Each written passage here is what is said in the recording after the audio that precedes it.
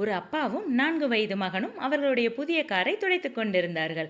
அப்பொழுது சிறுவன் ஒரு சிறிய கல்லை எடுத்து காரின் கதவு பக்கத்தில் சுரண்டி கொண்டிருந்தான். சத்தத்தை கேட்ட அப்பாவுக்கு கோபம் தலைக்கேறியது. கோபத்தில் அருகில் இருந்த ஸ்பேனரை எடுத்து கைவிரல்களின் மீது பலமாக அடித்ததில் விரல் எலும்புகள் முறிந்துவிட்டன. வலியில் துடித்த மகனை கோபத்துடன் மருத்துவமனைக்கு தூக்கிச் சென்றார். பல விரல்களின் எலும்புகள் முறிந்து விட்டதால் அனைத்தையும் சரி செய்வது கடினம் என மருத்துவர்கள் கைவிரித்தனர். மகன் வலி நிறைந்த கண்களுடன் அப்பாவை பார்த்து, அப்பா, என்னோட விரல் திரும்ப வளர்ந்திடும் இல்லப்பா என்று தன் பிஞ்சு மொழியில் கேட்க கண்ணீருடன் மௌனமாக வெளியே வந்தார். வெளியில் நின்றிருந்த காரை பல முறை எட்டி எட்டி உதைத்தார். அப்பொழுது மகன் கிறுக்கிய கீறல்களை கவனித்தார். காரில் ஐ லவ் யூ அப்பா என எழுதியிருந்தது.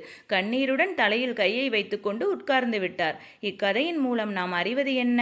நாம் அனைவரும் பொருட்களை நேசிப்பதை விட மனிதத்தை நேசிக்க வேண்டும். இந்த கதை உங்களுக்கு பிடிச்சிருந்துச்சுன்னா please subscribe, like and share. Thank you.